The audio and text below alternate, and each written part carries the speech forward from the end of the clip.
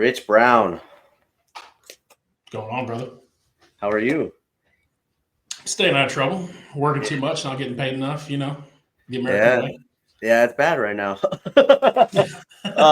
That's a problem, man. Like, I feel like I have a decent paying job, and it's just like, dude, I feel like I'm not making enough still. Yeah, that inflation's a bitch. Yeah, it sure is, dude. I like your shirt, dude. Appreciate it, man. It's an organization called Carry the Flag. We're hoping to partner with them with Guide on 22. Okay, what is Guide on 22? Guide on 22 is my keystone event for the year. It's a 22-mile ruck with 22 pounds on November 22nd for veteran suicide prevention. It's kind of like a Reverend Warriors, but unlike a Reverend Warriors, we try to be open to everyone. So it's open to civilians. We try to put a lot of emphasis on first responders as well, because Yeah, it's not just a veteran. It's not just a veteran problem. right. So we're trying to acknowledge that and bring in first responders, law enforcement, EMTs, everybody. But it's going to be a big event. We had 37 last year. I'm aiming for over 200 this year. Uh, Flying people out from around the country. Where what made you want to start doing this? Obviously for the 22 a day, but like, Yeah, so it honestly it started. So I have a longtime friend named Keith that I co-founded Honorbound Fit with.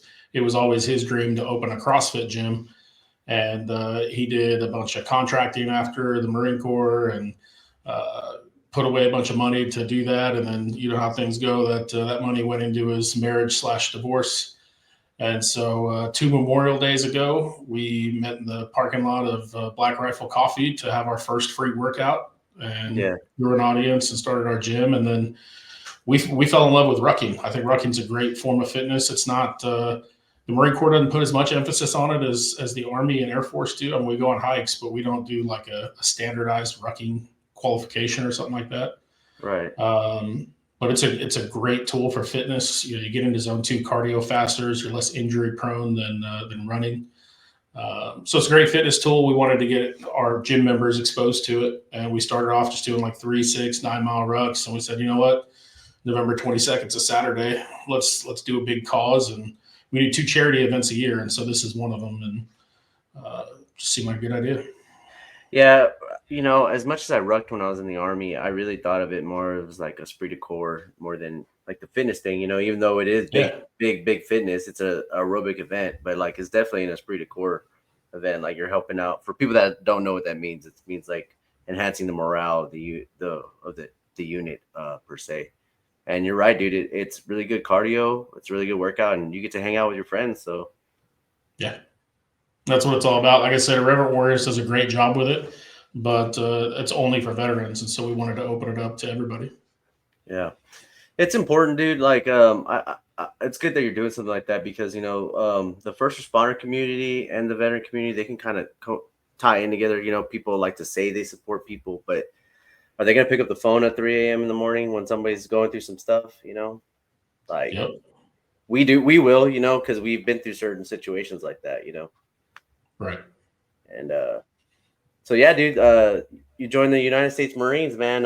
What was your job in the Marine Corps? Oh, my job doesn't exist anymore. I was an 0351 anti-tank assaultman. It's like Yeah. regular infantry, but I specialized in shoulder-fired rockets and demolitions to make doors where there weren't doors. How did you go about joining the Marine Corps? Did you always want to join, or was it like the 9/11 thing when you were finally of age, or what? Yeah, so I was a freshman in high school when my mom gave me a copy of Robert Kiyosaki, Rich Dad Poor Dad, and so I started having all these ideas about being a business owner and an entrepreneur and all that. And then I was a junior on 9/11, and all those ideas went away, took a back seat because now I'm going to join the Marine Corps, and that was all there was to it. What was it like? You were a teenager when 9/11 happened. What was it like in your town when that happened?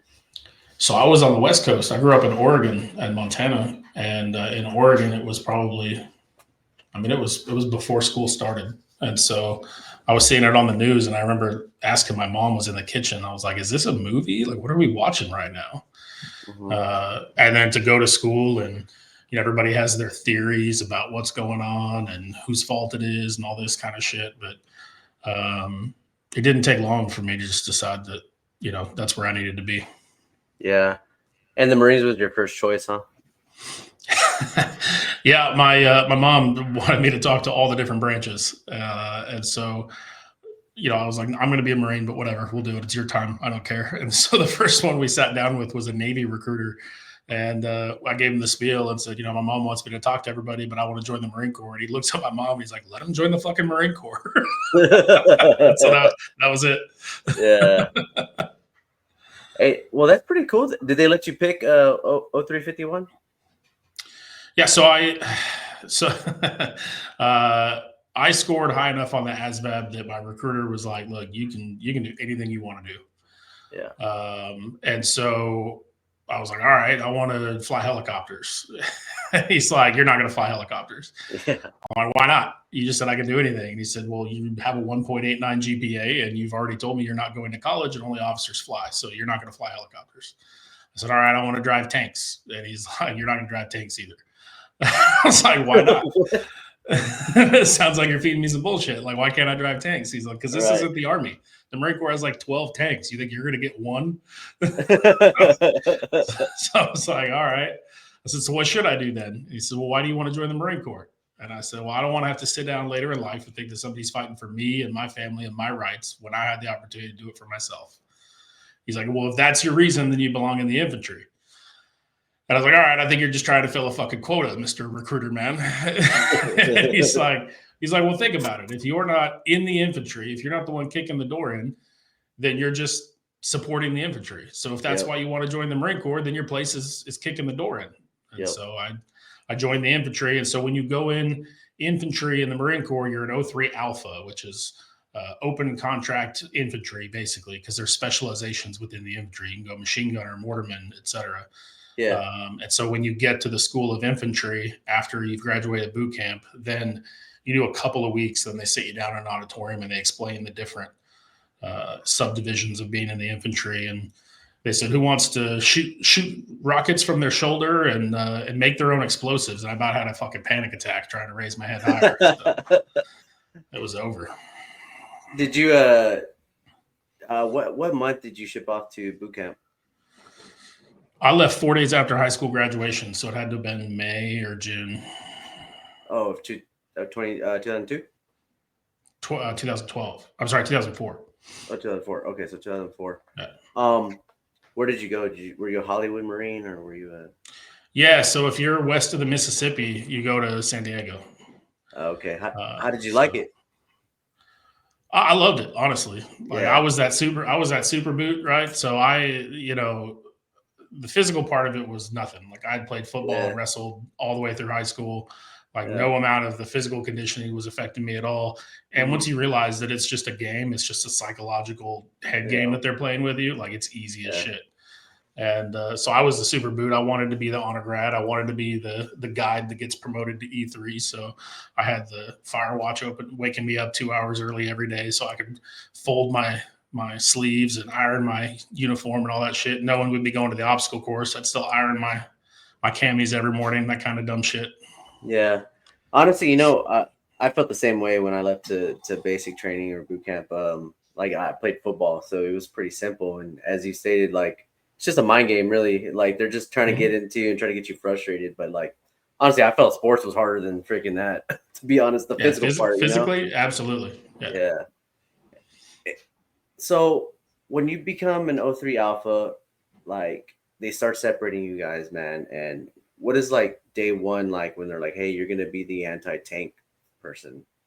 Well, you immediately split into different platoon and squads and so on. Yeah, because you guys just like in the line, just like in the fleet, you have your regular platoons of 0311 infantry, and then you have your weapons platoon. And so even within SOI, we were in our weapons platoon, and we'd do some things with the 0311s, but then we'd also have our specialized time.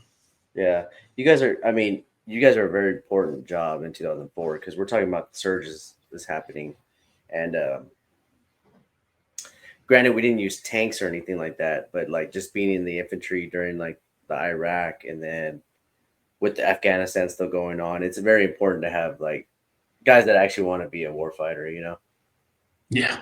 Well, that was one of the things that they mentioned when we were at, I don't know if it was boot camp or SOI, but they paid specific attention to, the groups of teenagers that were joining during that time, right? Because there was Mhm. no question about whether we were joining for college money or any other types of, we clearly weren't there just for the benefits, right? Yeah. No, I mean, yeah, I think it's important, dude. And so after how long was your training? Probably like what, 10 weeks, maybe? So basic is, or sorry, Marine Corps boot camp is shit. It's been so long, 3 months, Huh. and then SOI is, I think it's another like 10 weeks or something like that. Yeah, Okay, yeah, yeah. And where do you get orders to, like your first duty station? I went straight to Kaneohe Bay, Second Battalion, Third Marines, Wait, where's that? Hawaii. Oh, so Yeah, hey, real tough job. Yeah. yeah, as a young man, you're going to Hawaii, dude. Well, I will say, it was nice having new tourists every weekend to flirt with, but very expensive to live in Hawaii as a PFC, right? With Yeah, no car, because you're probably not shipping your car out there. yeah, If you buy one there, like everything's more expensive in Hawaii. So as a private PFC Lance Corporal, like yeah, it's a nice place to live, but it's expensive as shit too. yeah. When you first get there, um, I assume you guys like do like an in processing to the base, right? You Mhm. orient yourself to the base and stuff like that. Do you meet like your first what do they call it? Like your first lance corporal or something, or corporal, right? Yeah, I mean, honestly, I don't remember. We got off the airplane and there was somebody there to meet us, took us to K Bay, and Uh-huh. then there was somebody there. Like there was like vans to shuttle you around and everything, but I don't remember. I met my squad leader the next morning, Okay. right? So it wasn't like right away. What was the introduction like to the squad leader? Was he like, "Hey, here's like my expectations," or like, "Hey, was the vision of the platoon?" I guess you could say. So we weren't the first. We weren't the first boot drop. I think we were the last boot drop actually. So they had kind of done all that and we're over Huh. it. So we just kind Yeah, of fell in and figured it out as we went. and so I mean, we're obviously in the surge, or like we're starting to do it, and are they telling you y'all, hey, we're coming up to a next rotation, even though like your first deployment was Afghanistan? Yeah. So my battalion had just gotten back from Okinawa when they got us. Okay, And so they had not deployed overseas to Iraq or Afghanistan yet. So I went on the first combat deployment with 2-3, I think, since Vietnam. yeah. Um, and so I'm sorry, I forgot exactly what your question was. Yeah, so like from when you get there, let's say I think this is time frame probably around like September of '04, from like Mhm. '04 to you leave on deployment. Like, did y'all know you were gonna go to Iraq or So Afghanistan we first? got we got there. I remember it being it's like October, November of '04. Yeah. Um, and yeah, we knew immediately that we were going to Afghanistan. We knew what part of Afghanistan we were going to. Uh-huh. Um, yeah, we were immediately, in the workup for Yeah. Afghanistan. What is the training like those months leading up?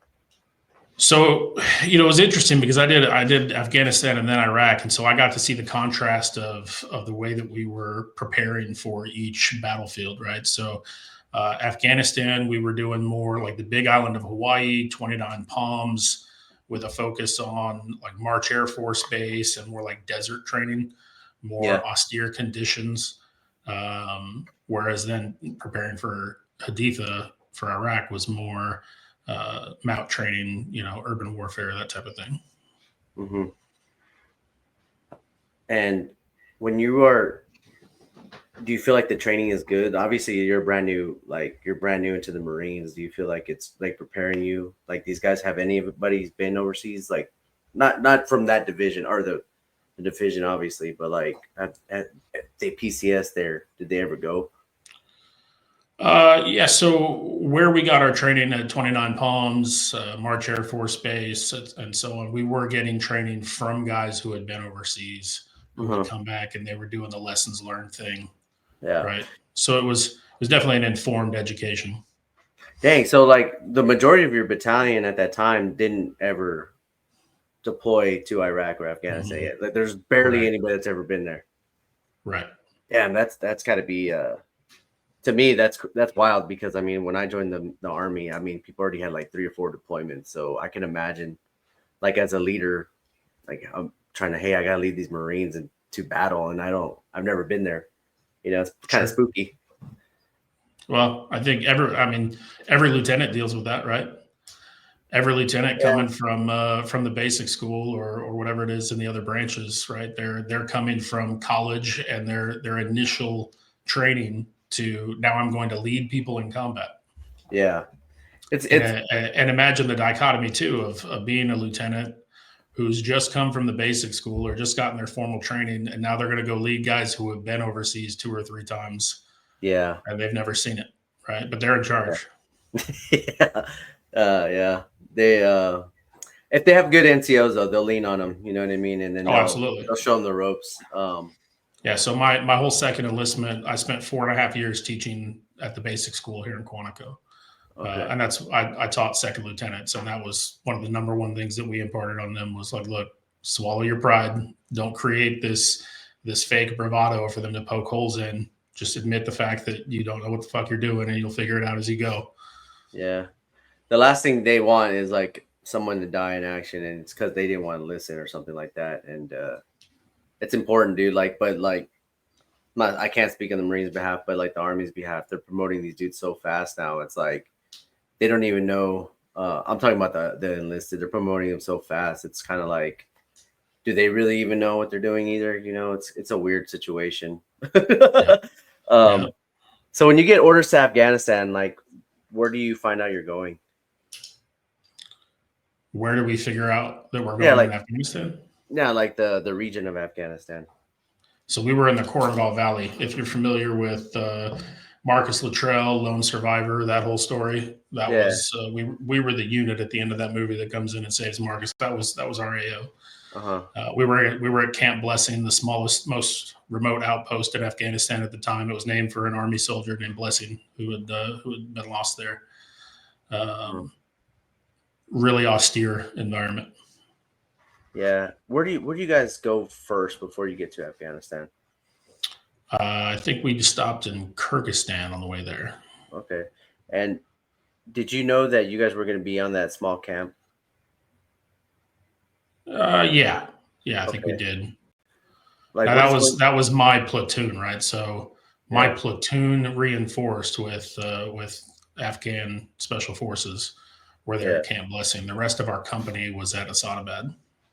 Okay, what was going through your mind like y'all are going to be on a platoon size like OP? I didn't really question anything. There was never you never stop to think about like how bad it is or is this gonna you know go out of control or whatever. You just kind of accept it and roll with it. Yeah. Yeah. It How do was you it was nice being alone and unafraid sometimes because we didn't have as many higher enlisted and officers Yeah. yelling at us for having blood on our camis and shit like that. You know what I mean? Yeah, you're kind of just living out there. Oh yeah, very You, much.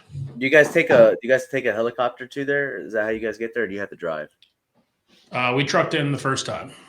Okay. We would helicopter in and out occasionally, Yeah. and I think we helicoptered out on the way out for the final time, but the first time was a convoy in. And so what's it like when you first get there, man? You see like this platoon size OP, and it's probably at night. Honestly, it's funny. Like we talked about the difference between Iraq and Afghanistan, and getting to see both is Afghanistan felt the closest you'll ever experience to like the old like Vietnam War movies and stuff like that, right? Like Yeah. you're in it's not a jungle, but it feels like you're in the middle of nowhere. It's very Right. austere, like little villages, stuff like that. Whereas Haditha, you felt like a police force, right? Like in the inner city in Iraq, you feel almost like you're walking a beat. You know what I mean? But over there, it was more like the old school style of war that you thought about playing when you were a kid. You know what I mean? Yeah. What size is Camp Blessing? What size? Like, if you could reference it from like a football field for people that are watching. It was probably about the size of a football field, maybe Oh wow. smaller. Yeah. And Yeah, how many people to a platoon? roughly 36 ish. Oh, that's pretty good numbers. I think we probably had maybe 45 Marines with the little headquarters element that we had, and then we had probably a dozen or two Afghan Special Forces guys. Yeah. And what time frame of the year were you guys there? Because like, if we're in the mountains of Afghanistan, it's probably really really freaking cold. Yeah, so we got there. Shit. We had a considerable amount of snow, but that was at the end. That was like December, January. Yeah. I think we must have gotten there April, May timeframe. I mean, we're there for 8 months, so Oh it's probably shit. around May. And you guys are getting there like right during fighting season too. Oh yeah, we had both of the extremes with weather. We had stupid hot weather where, you knew you were going out of the wire for 3 or 4 days, and so you Yeah. wanted to pack, all the things, but like you could only take ammo and water most of the time because you were going to drink all the fucking water until you Yeah. got resupplied. Yeah. Absolutely. What is like your when you're there in April, May? What is are you guys replacing a unit there already or? Yeah, so we always followed 3-3, I think it was. Uh-huh. Or 3-3 or 1-3. I can never remember. Um, but they were our sister battalion. We'd always follow them. Yeah. And what is it like the first 2 weeks that you guys are there with that battalion? Are you guys going on dismounted patrols and stuff like that? I don't think they were even there for 2 weeks total. I do remember that immediately after we got there, the news got out that there was a new unit because they were testing us immediately. We get indirect fire, every night, Yeah. rockets, mortars, whatever. And it wasn't until we started, figuring out where they were shooting us from, going up there, like blowing up caves, taking away their hiding places and stuff like that, that it started to calm down after we got there. Damn. And how long did it take y'all to establish that stuff? Like, you guys are hiking up the mountains, like blowing up their caches and stuff like that. Like, how long did it take y'all to know the enemy and stuff? Maybe a month, honestly. Yeah. But I mean, you'll find out later, right? Like, the fighters in Afghanistan are like way different from the Iraq ones. Oh yeah. Oh yeah. Yeah. Old school, like Yeah. in their blood, Yeah. I never been to Iraq, but like hearing everybody that said that they went to both, it's like the fighters in Afghanistan, like you said, they're used to fighting that Alexander the Great, the Russians, dude, and now they're fighting America. Yep. Well, what was the moment like you knew, hey, this is like a real mission, like this is a real deployment, you know what I mean? Like,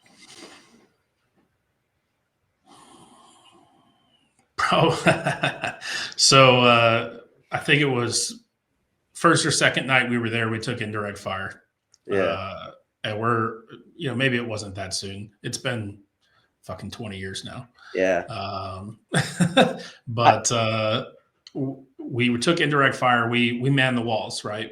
yeah, We immediately would run out, get our gear on, run out. We'd have a position where we're supposed to man the wall and start looking for, yeah, where's the fires coming from, so we can direct into indirect fires, that kind of thing.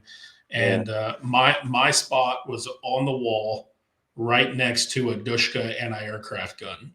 yeah, And these guys are coming down the pathway with a bunch of Dushka ammo, and they're yelling at me, and I'm like, yeah, I'm looking for them, right? I'll let you know when I see where the fires are coming from and that kind of shit. I don't know what the fuck they're yelling at me, but they're getting the gun up, and I'm looking around and trying to figure out where the mortars are coming from, and all of a sudden I see this giant flash of light, and I get knocked off the wall onto my ass. And yeah, like it's up on a platform, so it's probably 6 feet off the ground, right? right, And I get up and I'm checking myself, and I'm like, I'm okay. Like yeah, something clearly happened directly in front of me, but somehow I'm unscathed. and I get back up on the wall, and the guys over here in the machine gun are yelling at me again, and I'm like, I don't know what to tell you. And then I see a flash of light, but this time I see the muzzle of the Dushka, which is like a foot in front of my face, and it knocks Yeah. me off the wall again. I'm like, all right, okay, I'll move. I'm going to be over here this time, Yeah. right?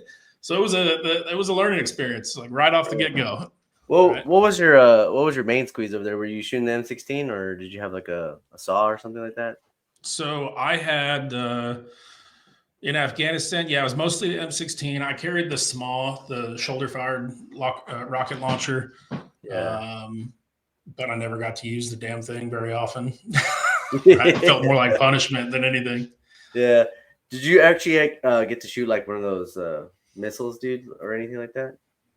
The rockets from the small, Yeah. oh yeah, I've fired probably over 200 or 300 in my career. Yeah. How did that feel like it's like get some feel some type of freedom shit, you know? Oh, absolutely. Yeah, there's nothing like it. Like, you know, you hear about these veterans who are like, oh, the fireworks scare me or whatever. And I'm like, really? Because I see fireworks. I'm like, all right, whatever. Like, it's lame. I've done better. Hey, You know what I mean? yeah, dude. Like, dude, it's funny you say that. One of my friends that I had on like a few podcasts ago, he said the same thing. He's like, dude, he's like, we were by AT4s and shit like that, and like we were getting it in, dude. And it's like, Yeah. I don't know, some people over exaggerate and stuff, but Well, you this, know, the worst thing that's ever happened to you is the worst thing that's ever happened to you, right? So yeah, I'm that's sure for that sure. some people are bothered by their experiences. I'm not one of those guys. Yeah, I agree. I agree with you because like people think like because like the reintegration part for me was really hard, and people might have been like that shit was easy to me. Like my job translated over easily, you know. What was hard about the reintegration for you? So when I deployed what like 6 months into my first year. Or no, yeah, like 8 months. And so I was a brand new. I also paid my GI Bill the first year, and coming back to Garrison was really hard because I was a medic, man. I had so many certain casualties, you know, and lost like 7 of my friends, and just going back to the Garrison life was really really tough. Like, right, you're doing your job, people rely on you, and then you come back and you're like, dude, I am just pulling freaking medical coverage at a range now, and it sucks ass, dude. And it took a You big felt like toll. you lacked purpose. Yeah, it took a big toll on me too, man. Like I know it really affected my my first marriage, and gained a lot of weight, you know. And it took me a long time. It took me about 2 years to get out of that funk, you know. So, How'd you get out of the funk?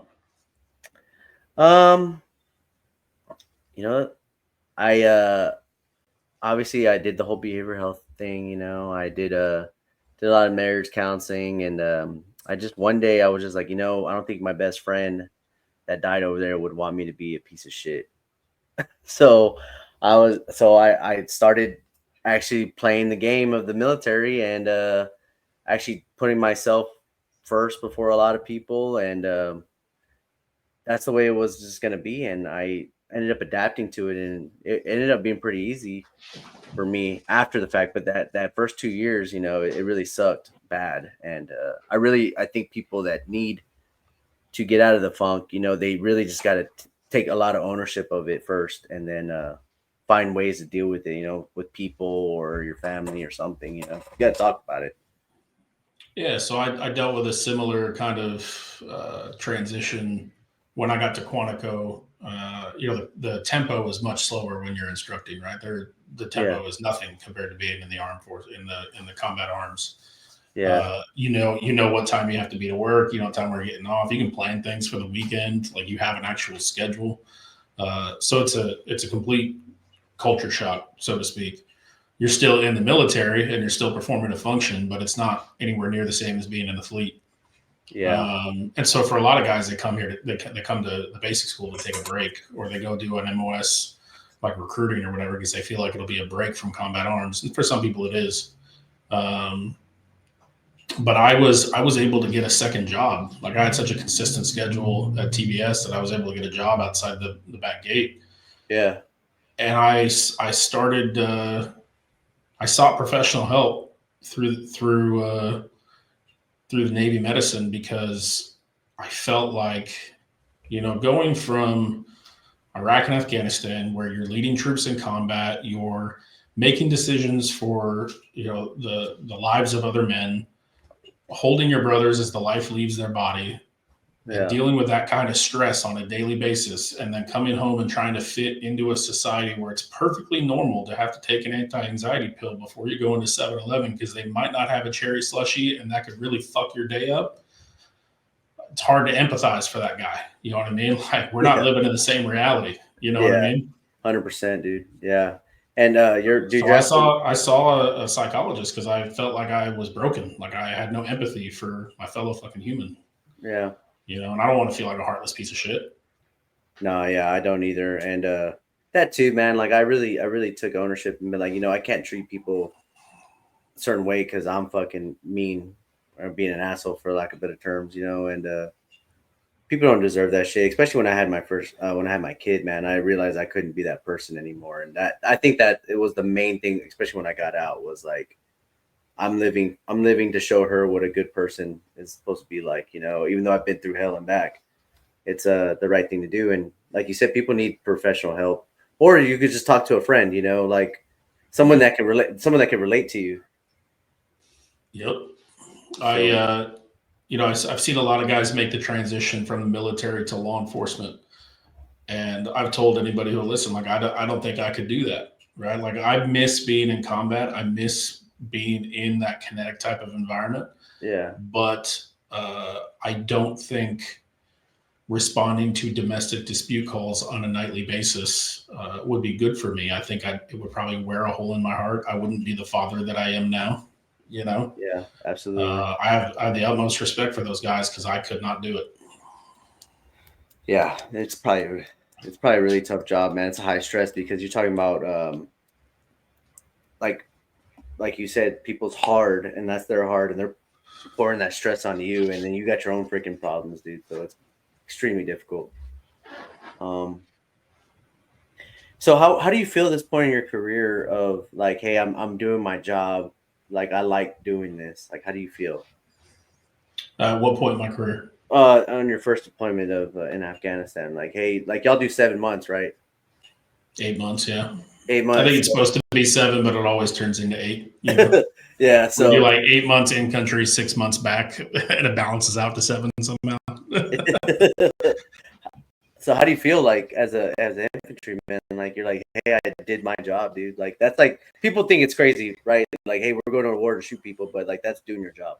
Yeah, no, absolutely. And I tell you what, like, I don't want to be that guy who has been out of the Marine Corps for twice as long as I was in, and that's how I still identify, right? Like, I'll always be a vet, bro. I'll always be a terminal Lance at heart. But I don't want that to be my entire identity as something that I did for 8 years, 20 years ago. You know what I Yeah. mean? Right. But at the same time, you also have this kind of self comfort, I guess. Like, I know where I've been, I know what I've done, I know what I've achieved, and who I fought with and fought for, etc. Hmm. And for that reason, like, there's never a question about you know uh, manhood or any Yeah. kind of thing like that whatsoever. You know what I Yeah. mean? Yeah. So I was referring to like when you're on the deployment, like and you're doing your job as a 0351, like how do you feel in that point of your young Marine career? You know what I mean? You're doing the thing. It's great. I mean, that's what we're there to do. It's You have that singular focus. Like, it's. I mean, I miss it. You know. Um, Yeah.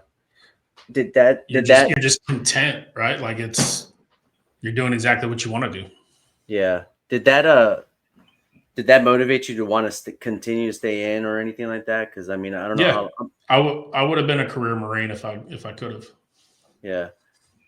So you coming back from Afghanistan, um, what rank did you achieve? Did you achieve any higher rank at that time or no? Yeah. So what I didn't know when I had that panic attack trying to raise my hand higher to become an 0351 is that they were already in the process of getting rid of the 0351s. Okay. And so Manpower was not quick to promote my MOS whatsoever. I never got in trouble. I did well on fitness tests and stuff like that. What's up, everyone? I just want to hop on here real quick and give a quick shout out to our sponsor. Fleming's Cleaning. Go ahead and use code word GWAT13 for 10% off your next residential or commercial cleaning. Also, if you haven't done so already, please go ahead and subscribe to the channel. If you haven't done so, go ahead and hit Spotify up and follow there if you like to listen to podcasts on the road. Also, go ahead and follow our major socials on Instagram, TikTok, and Facebook at the GWAT Goons. Share this content, please. And with that, let's get back into the episode. I did all the things right, and I re-enlisted as a lance corporal.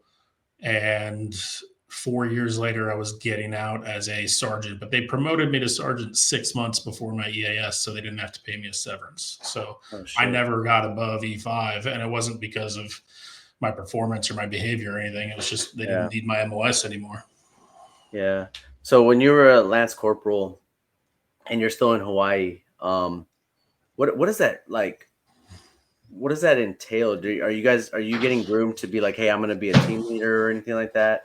Yeah, absolutely. That's one thing that I think the military does really well. I know the Marine Corps does. I don't know about the other branches, but from that very first deployment, like the workup for that deployment, it's kind of ingrained in you that even as a team leader, even if you're in charge of 3 other guys, as a team leader, you should be training those 3 guys to take your job. Yeah. If you get shot the first day, like somebody's got to step up and take your job. So you better have taught them how to do it. Right. We don't do that in industry outside of the military. Yeah. Everyone's so worried about somebody taking their job. They'd never think to train someone to do it, Mm-hmm. Yeah. When you're back in Hawaii and you guys are doing the 6 or 7 month like train up again, do you know right away you're going to go to Iraq, or do you think you're going back to Afghanistan? No, it was within the first month of being back. I think that they told us we were going to Iraq. Okay. And what is the train up different compared to the Afghanistan one? Are you guys doing the same thing? Yeah, no, it was completely different. Like I said, the Afghanistan workup, we knew we were going to Afghanistan, and the training areas were geared towards Afghanistan. We went to March Air Force Base, we went to Bridgeport, we went to 29 Palms, and we did the more austere kind of out in the middle of nowhere type training. Whereas when we were getting ready for Iraq, it was a lot more like we knew we were going to be house to house. We knew it was going to be urban warfare, and we trained accordingly. Yeah. So when you guys are when did you end up going to Iraq? Wait, what month? September. I think we left like very close to September 11th of like 2006. Dang. What is the first thing that you notice different when you get to Iraq besides the urban environment? The smell. The sewage just runs into the streets. Dude, everybody says that, dude. They're like, man, the smell in Iraq is terrible, dude. Yeah. I mean, it depends on where you are, obviously. But they did not have sewage. So it just ran into the streets. Did you have any like leadership that went to Iraq previous? Nope. No. So this is all brand new again for everybody. Yep. And you guys are driving around the cities and stuff like that, right? So we mostly walked. Okay. Haditha, when we got there, so it was after the Haditha massacre, pretty fresh after the Haditha massacre. Before you go too far, what is that? So I don't remember what year it was, but it was the unit before our unit was, I want to say it was Army. It might have been Marines. But they got caught in an ambush, and a number of them died, and they went house to house doing like committing war crimes, basically. Yeah. All right, I'm not a judge, but they weren't following military doctrine that I'm aware of. You know what I mean? And so that had really kind of disrupted the whole hearts and minds thing in Haditha. And so the battalion that came in to relieve them, I'm not trying to cast shade on anybody, but in a lot of ways they acted like they were in trouble from the very beginning. And so they didn't really take command of their AO. And so all the respect to our higher ups and our higher chain of command, as soon as we got there, we immediately, we took control of the night, right? We owned the night. And so we were gathering intel during the day, and we were doing hard knocks at night, every night, because the first I think the first 2 or 3 weeks that we were there, we were taking direct contact every time we left the wire. Um, and so it was very kinetic, as we say. Yeah. Um, it was a very hot AO, and it wasn't until we demonstrated that we were there to do what Marines are supposed to do that they were like, okay, respect, and they backed off. And it was wild for us to see. Like I said, when we first got there, every time we left the wire, and sometimes without leaving the wire, we were taking contact every single day. Yeah. But when we left, like kids were coming out of there and throwing soccer balls at the convoy, and people were waving at us. Like it was a completely different AO from when we arrived. Damn.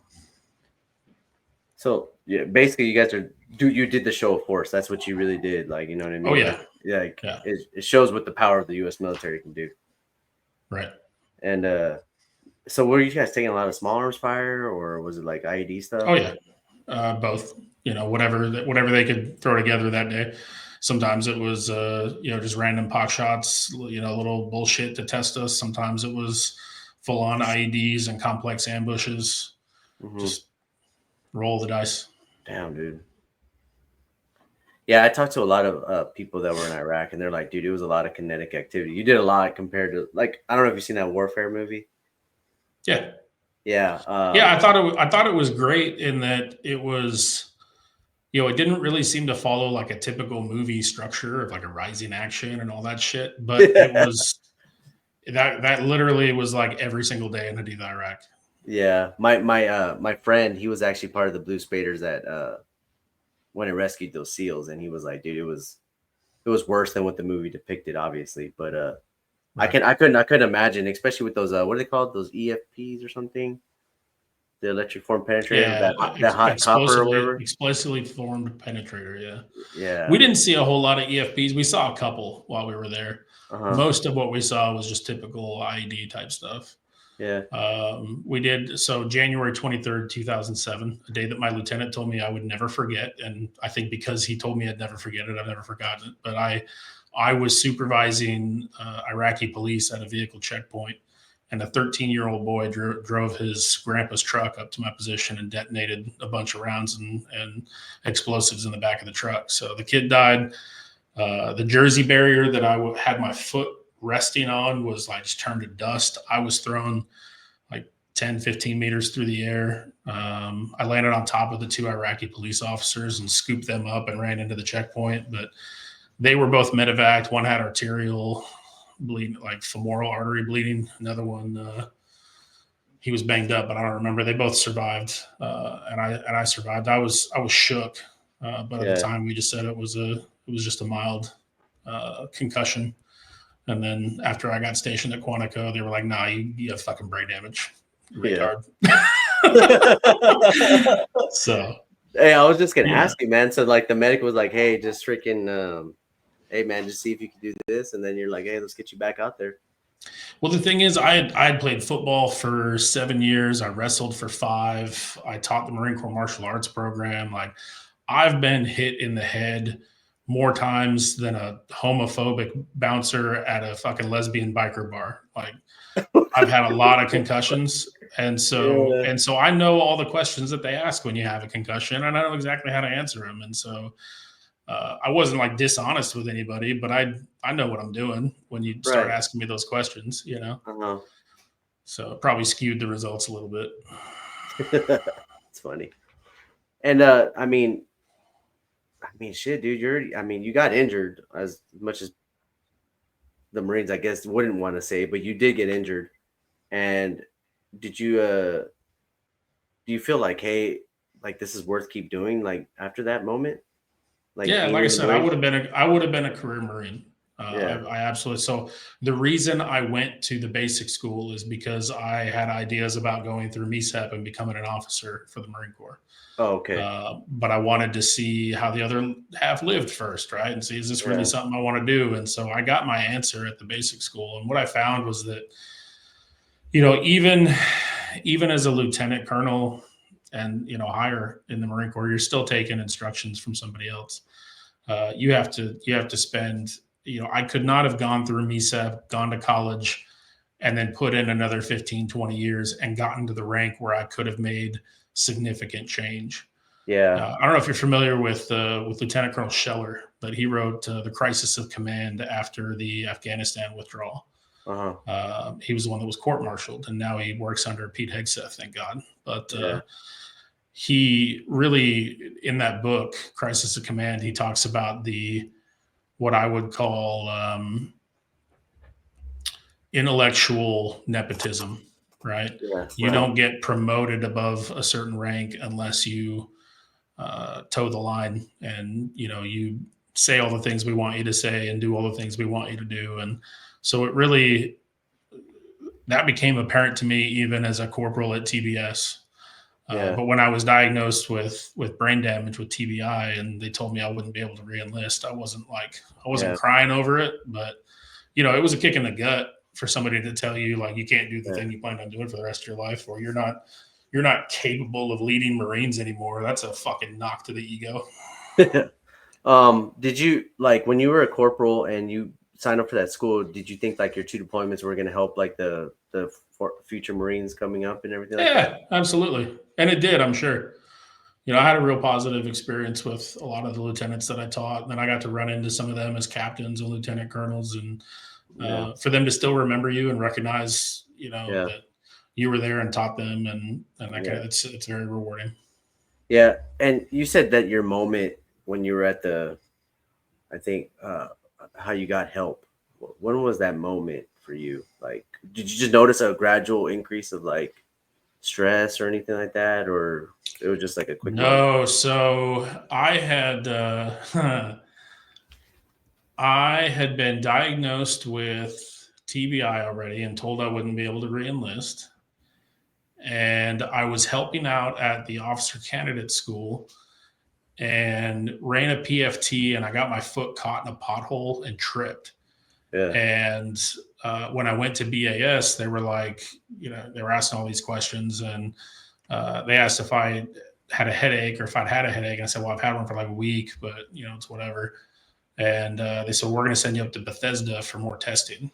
Yeah. And so I drove like 2.5 hours up to Bethesda, sat in traffic the whole way there, talked to the doctor, who basically asked me a bunch of questions that he could have got from my medical record if he ever attempted to read it. Yeah. Sat in the pharmacy for an hour for a pill I didn't want. Right. And then when I was sitting in traffic on I-95 South, and I realized, I looked at the side effects of the allergy medication I was taking was migraines. And when I realized that I just wasted all this time and been given a medication to treat the side effect of another medication, I literally remember sitting in traffic on 95 South, just visualizing pulling people out of their vehicles and doing terrible fucking things to them. And Yeah. that's when I was like, maybe I should see somebody. Maybe I should talk to Yeah. somebody about these feelings I'm having. Yeah. What? Yeah. Why did they tell you couldn't re-enlist? Was it because of the job?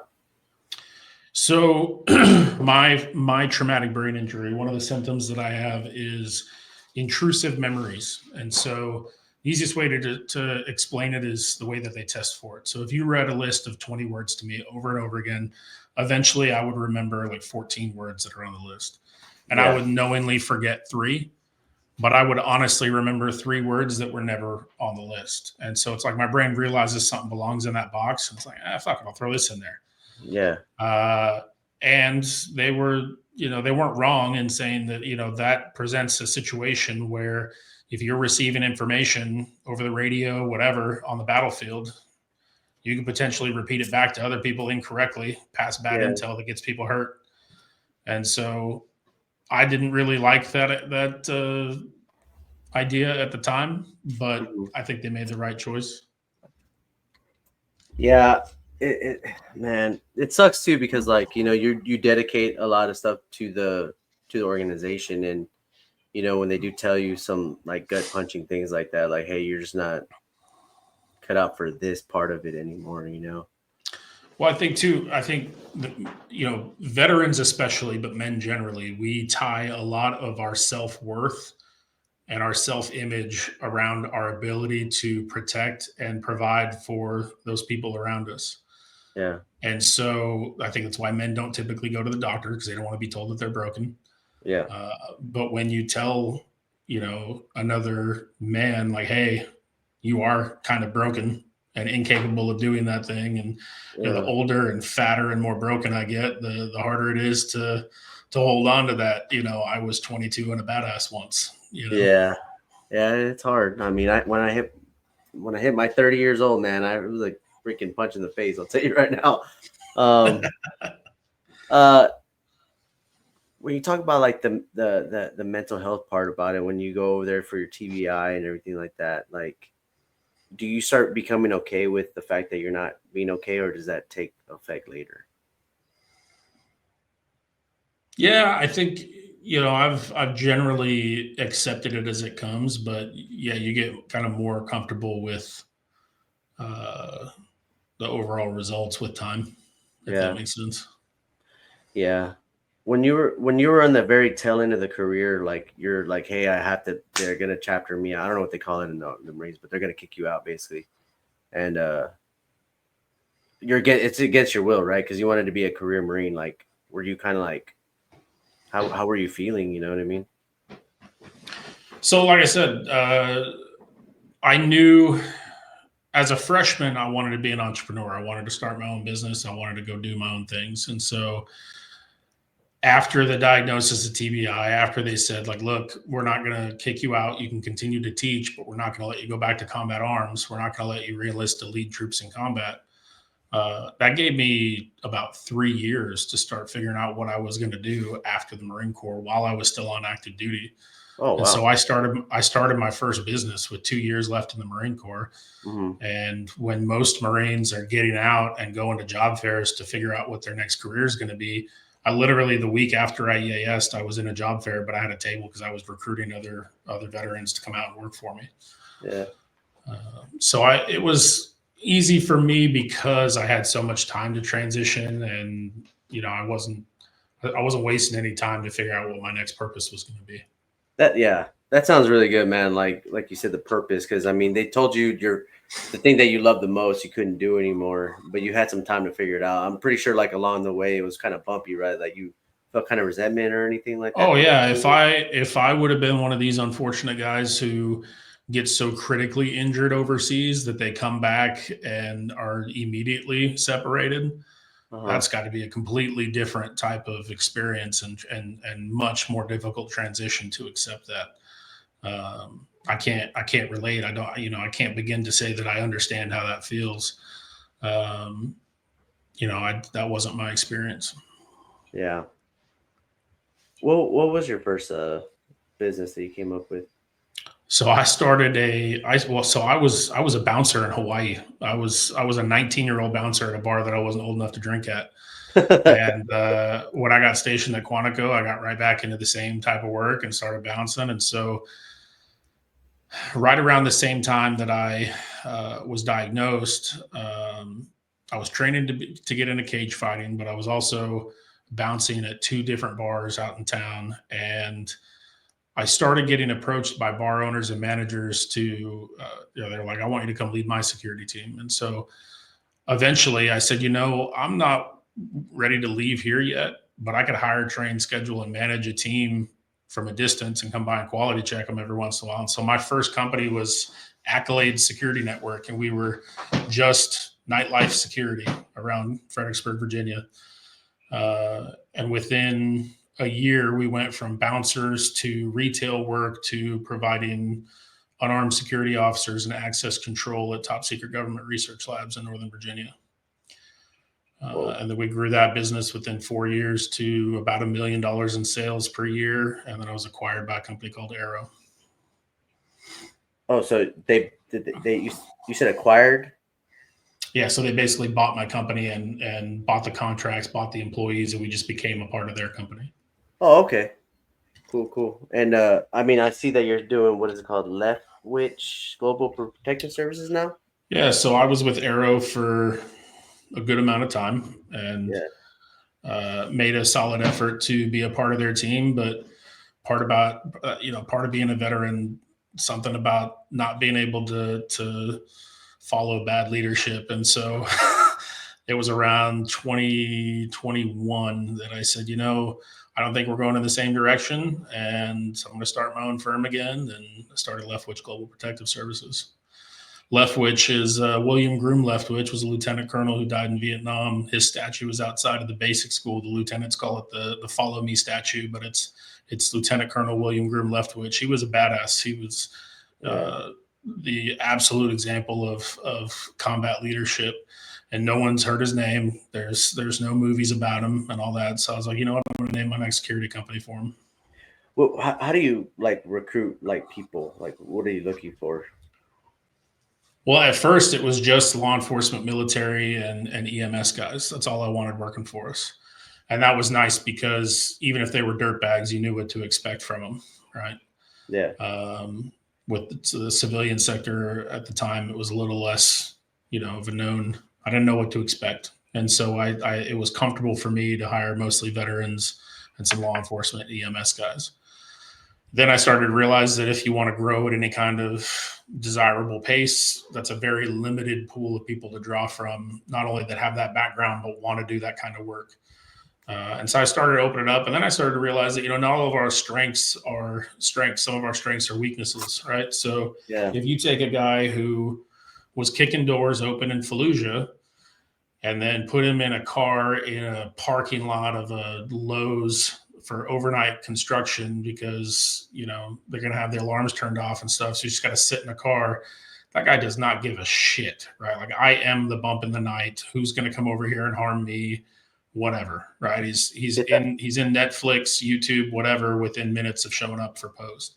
You put a 19-year-old girl in that position and she's got her eyes up and she's being alert the whole night for all the right reasons. And so I learned a lesson there that, not every job is best for a guy with our type of background, right? Yeah. Man. Now we mostly do executive protection, and so that is much better for the military guys. Right. Are you guys doing like armed stuff or no? Oh yeah, almost all armed. Damn, that's crazy, dude. That's pretty cool though, man. I honestly thought about doing something like that too because of the. I think every veteran does. It's either start a security company, start a t-shirt company. Yeah. A coffee company too. Yeah, but I thought about it after the Uvalde school shooting, and that's when I was like, man, it's really bad that the local law enforcement or even the school resource officers were scared to just act. And that's when I was like, dude, like, I know people that will be a doer, in a situation like that, and that and then what better way to protect innocent life, of children. Yeah, absolutely. So that's a main reason why I thought about doing it. And that event sucked really bad because my daughter's around that age, and then I was just like, and it was only like 2 hours away from me. I don't live that far. It's a conversation that I've had with my daughter in the last 6 months or so. I have an 11-year-old daughter, and I told her one morning I was walking her to school. So I'm a big fan of rucking. I used to make my daughter ruck to school in the mornings because we live like 2.5 miles from her school. So it was 2.5 miles for her and 5 miles for me because I got to walk back with the dog, right? Yeah. But I told her one of those mornings, I said, my biggest fear is that I'm going to be off protecting some billionaire's kid when you need me and I'm not here. You know what I mean?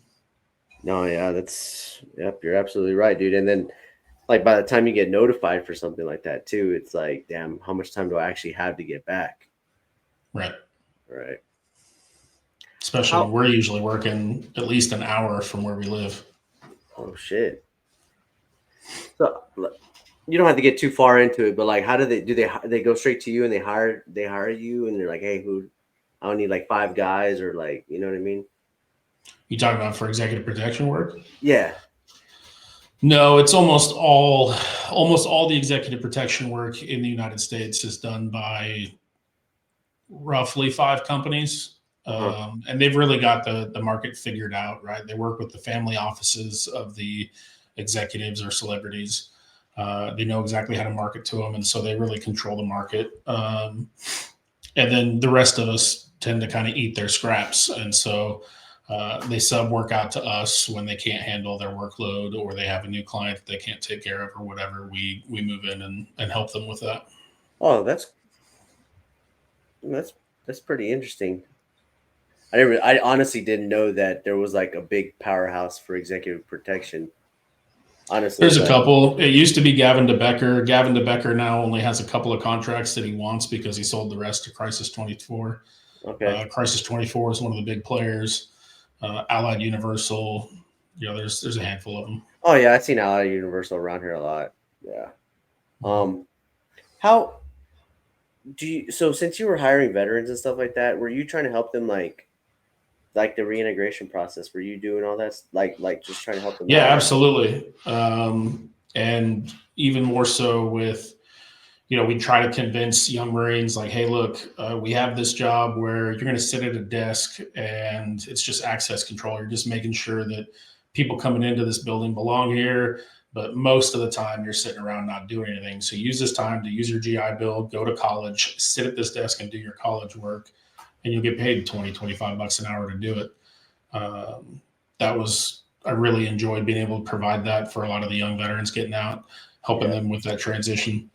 The other thing is, with the gym, we have 14 core values. One of them is very basic. It's 2 words. It's be useful, right? And so it's very difficult for a lot of the military guys to, I think, recognize that as soon as you EAS, as soon as you get out, you lose your purpose and you lose your tribe.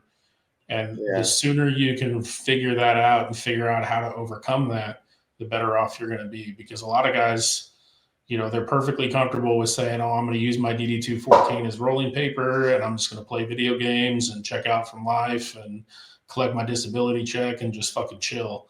Well, they don't realize that they're self-isolating. They're not doing all the things that a healthy person does. And so they quickly kind of just fall out of the community. Right. What would you so like guys that are in our situation, right? Like these combat veterans, and a lot of guys are still struggling with like PTSD or like the repression from like their experience. What would you tell them like right now? Hey, how to get them back on their feet? I think like step one maybe.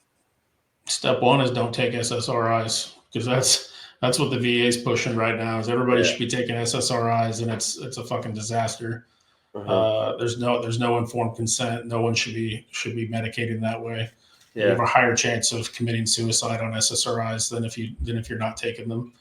Yeah. But the other side of that is, like I said, is be useful.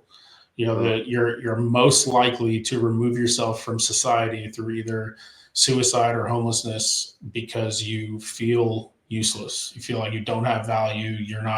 No one relies on you for anything. You have just fallen off.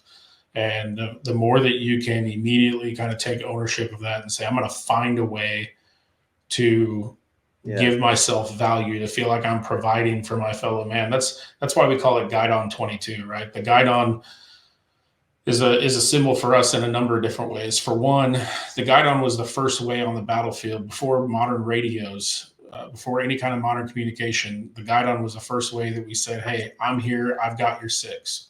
Mhm. Right? But it's also a symbol of your unit, your community, and responsibility. When you see a change of command ceremony, they pass off the Guidon, and that's symbolic of passing off that responsibility. Yeah. And so what we're trying to tell veterans is like, look, go out.